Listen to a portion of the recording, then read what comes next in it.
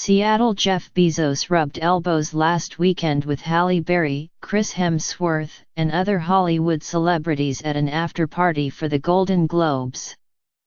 In December, he walked the red carpet, along with Meryl Streep and Tom Hanks, at a screening of The Post in Washington. On Friday, Mr. Bezos and his wife, Mackenzie, made public their $33 million donation to a nonprofit that provides college scholarships to so-called dreamers, young immigrants brought to the United States illegally as children.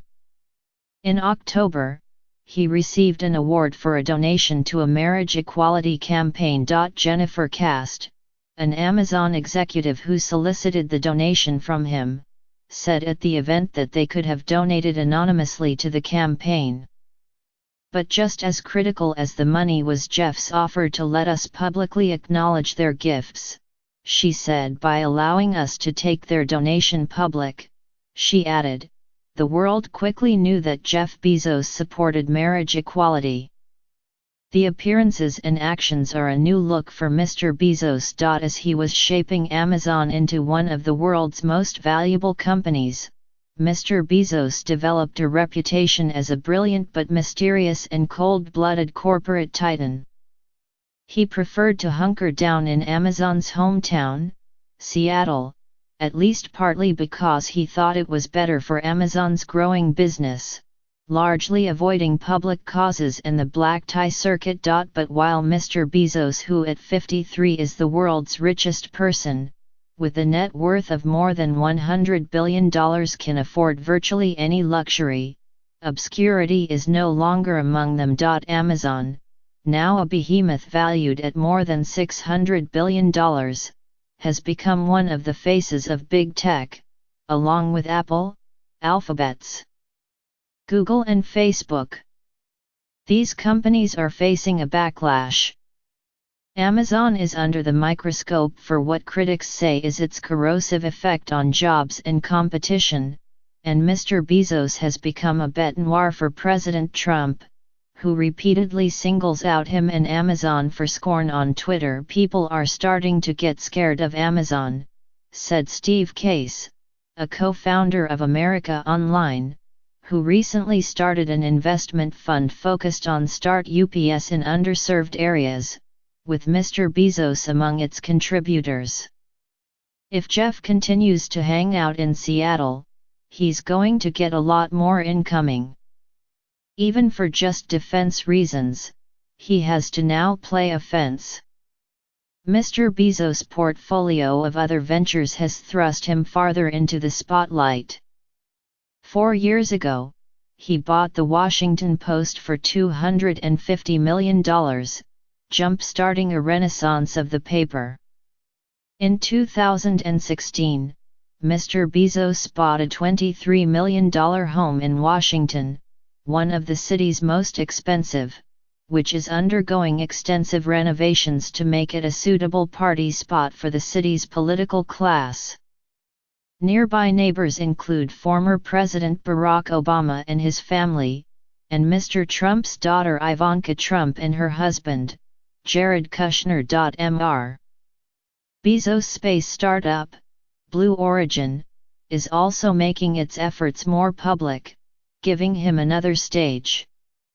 The company is trying to rescue Earth by helping to move pollution-belching heavy industries off the planet. He's getting thanked at the Golden Globes and targeted by presidential tweet tantrums. Not even Steve Jobs had that kind of pop culture currency, said Margaret O'Mara, a professor of history at the University of Washington, who curated a museum exhibit in Seattle endowed by Mr. Bezos. In a statement, Drew Hertener, an Amazon spokesman, said, "Jeff loves what he is doing, at Amazon, Blue Origin and the Washington Post, and he enjoys sharing his enthusiasm in public as he works with the teams to build and invent." But interviews with more than 30 people who know Mr. Bezos, most of whom declined to be identified to protect their relationships with him, revealed his awareness of the growing opposition to Amazon and his growing comfort with being in the public eye. Mr. Bezos, they said, accepts the probability of greater government scrutiny of Amazon. The chief executive has advised Amazon executives to conduct themselves so that they can pass any legal or regulatory test. The investor Warren E. Buffett, who has known Mr. Bezos since the 1990s, said the cautionary tale of Microsoft, which faced a landmark antitrust case by the government that decade, must loom in Mr. Bezos' mind. Microsoft, by far the most dominant technology company at the time, lost its footing after the case, opening an unexpected opportunity for competitors. You're going to get a lot of scrutiny if you're disrupting other people's livelihoods, Mr. Buffett said. Some of the people who know Mr. Bezos said his new public face was for business expediency. Others believe it is a result of personal growth. But they all said it was clear that Mr. Bezos and Amazon were trying to go beyond his tech persona to show the world his other sides. Mr. Bezos has always been happy to play the role of Amazon's chief pitchman, especially when he perceives some benefit to Amazon customers from doing so, people who have worked with him said. He submits to interviews and speaks at events when, for instance, a new company product like the Kindle electronic reader or Echo speaker needs to be explained to the world. But for nearly 2 decades, he was adamant that the company should largely stay out of the political limelight and not make a stir in local communities. It also had a bare-bones lobbying operation. Even as he was named Time magazine's Person of the Year in 1999, he tried to avoid politics. He was even reluctant to do photo opportunities with politicians, standard fare for executives, one longtime former employee said.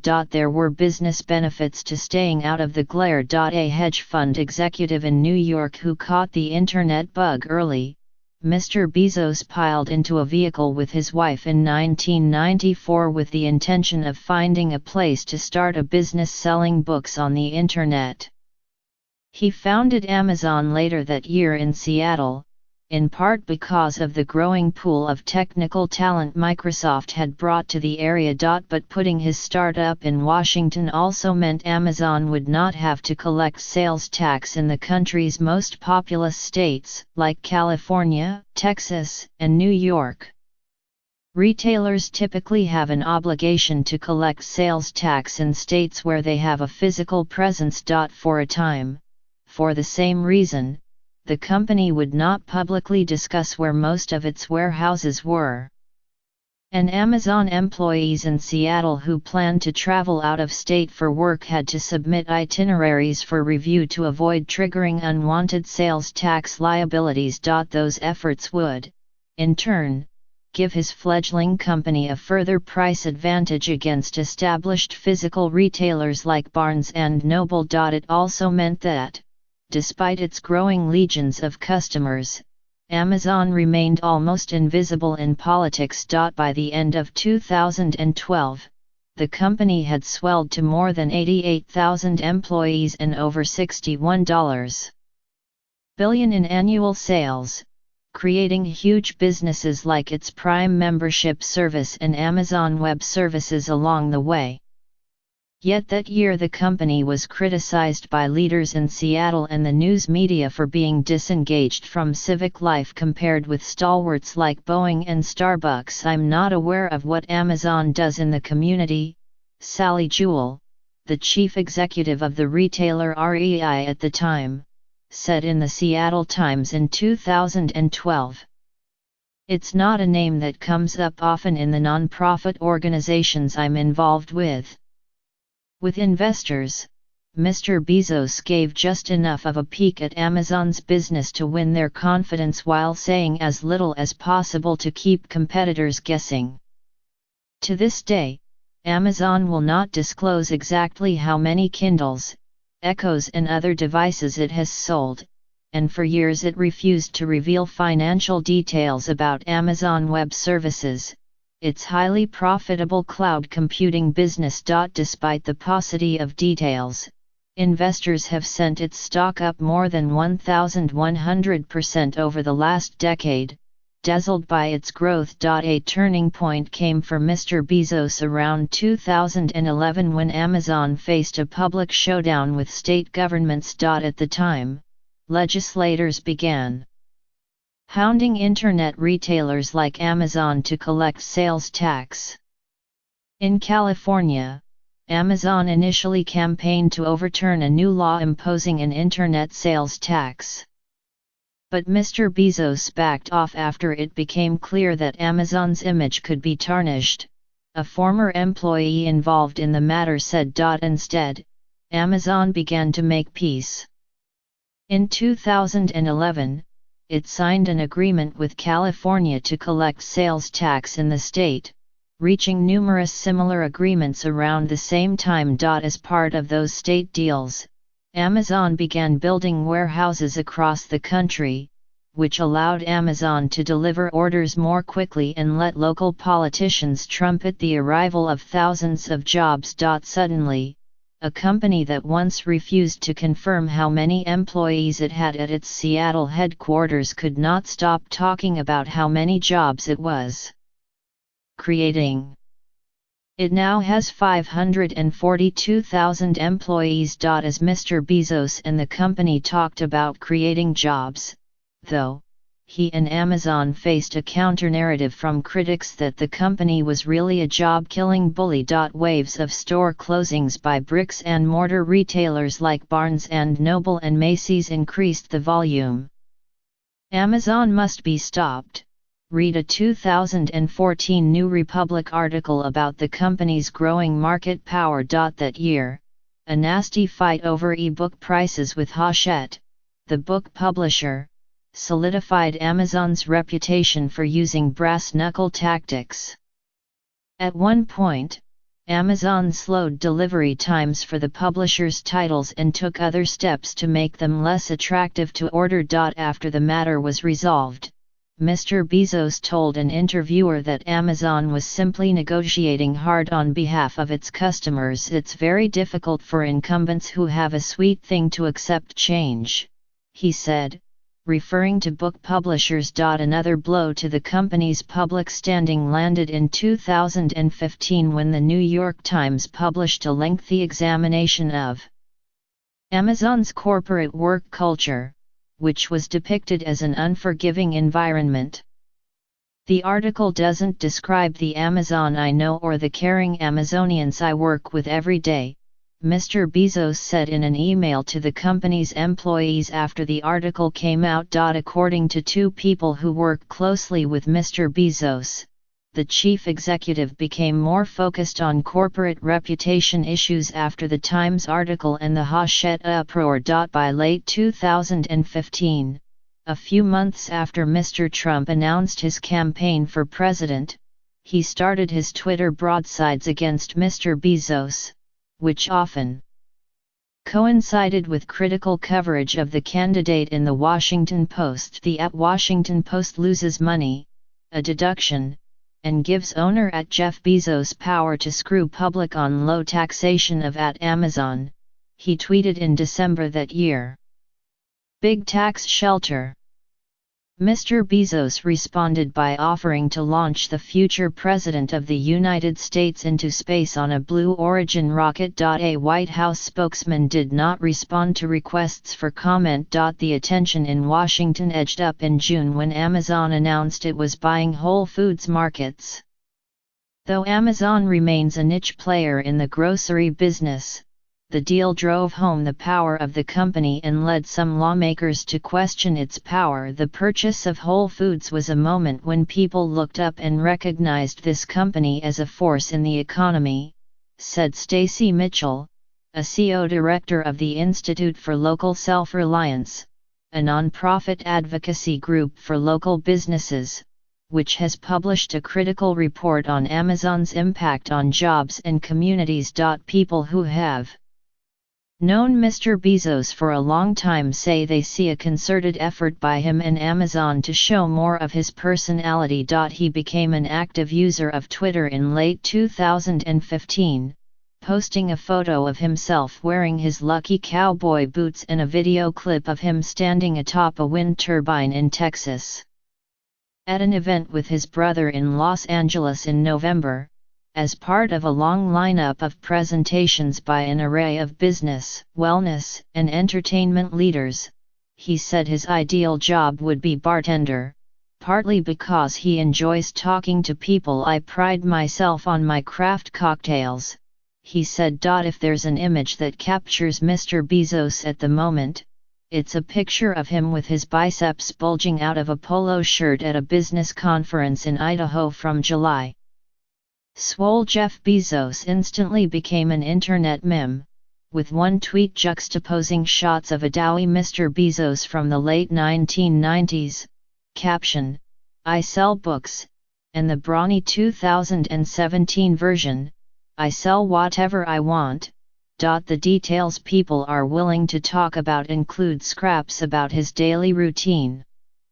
On most days, he leaves his lakefront estate in the affluent town of Medina, Washington, for a sparkling new 37-story office tower in Seattle, where he runs Amazon. On Wednesdays, he heads south to an industrial office park in the suburb of Kent, where rockets are assembled for Blue Origin. Every other week, he huddles on conference calls with the Post's leadership, and twice a year they visit him at his home.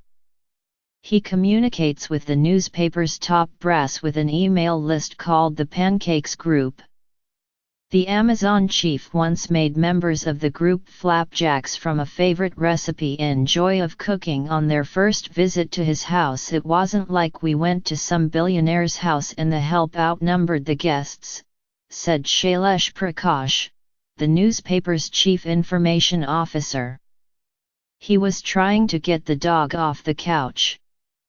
Mr. Bezos' more public-facing work was abetted by a management change nearly 2 years ago at Amazon, when he put Jeff Wilke in charge of its consumer business and Andy Jassy in charge of cloud computing. That freed him up to devote more time to the Post and Blue Origin, though he remains deeply engaged at Amazon, dedicating most of his time to initiatives that are 2 to 4 years away from hitting the market. Mr. Bezos has also pushed using publicity to the company's advantage.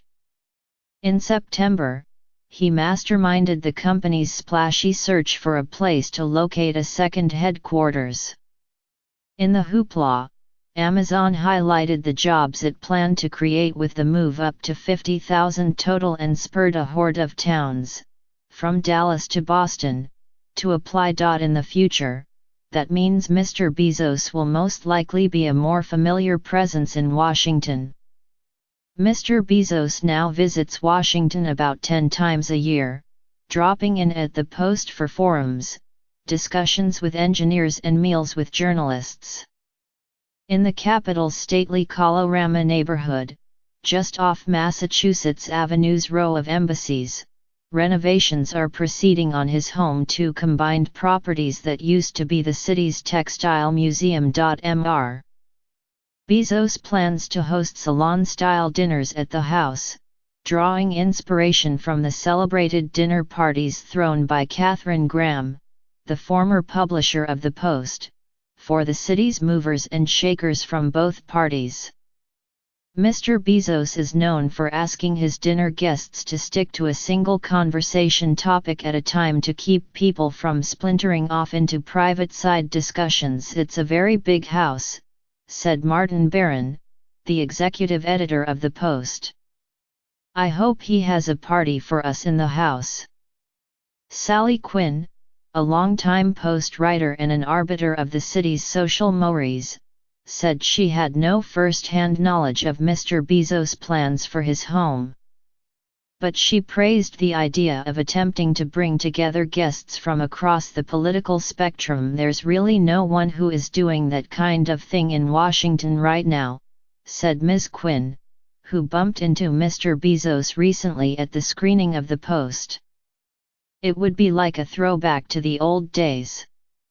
I think Jeff," she said, "is the only person who could do that."